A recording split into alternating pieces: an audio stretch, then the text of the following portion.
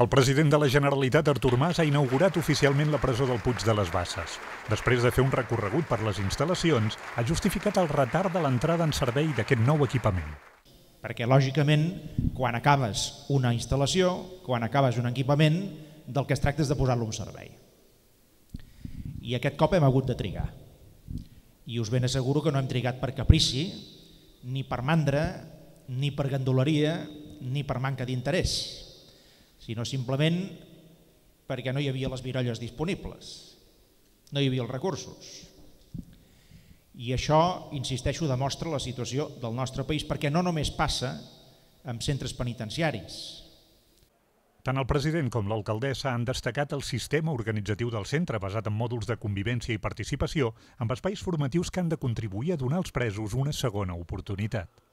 Sinó fent bé aquella feina que és més pròpia d'un centre penitenciari, que no només és la privació de llibertat durant un temps d'una persona, sinó que és rehabilitar a les persones, posar-les en situació de poder ser inserides en la societat un cop surtin d'aquí i, en definitiva, oferir a les persones privades de llibertat allò que en podríem dir una segona o una altra oportunitat.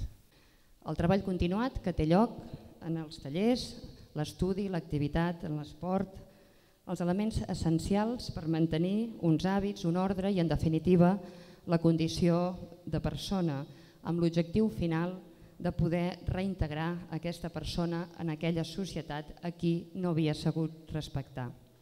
En la seva intervenció, Artur Mas també ha recordat que Catalunya, des de fa molts anys, vol l'autogovern. Sabent que formem part d'aquest projecte europeu, que és un projecte, insisteixo, de cessions de sobirania a una Europa encara més forta, sabent això, Catalunya és un país i una societat que des de fa molt temps, i també ara, es vol governar a ella mateixa, amb tanta llibertat com pugui i amb tanta capacitat de decisió com pugui. I això vol dir autogovern, i vol dir sobirania, i vol dir capacitat de prendre decisions pròpies d'acord amb models propis.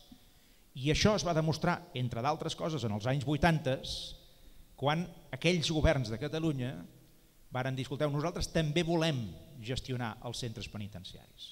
I això no ho vol gairebé ningú. El nou centre del Puig de les Basses va entrar en funcionament ara fa un mes i compta amb més de 1.000 places penitenciàries.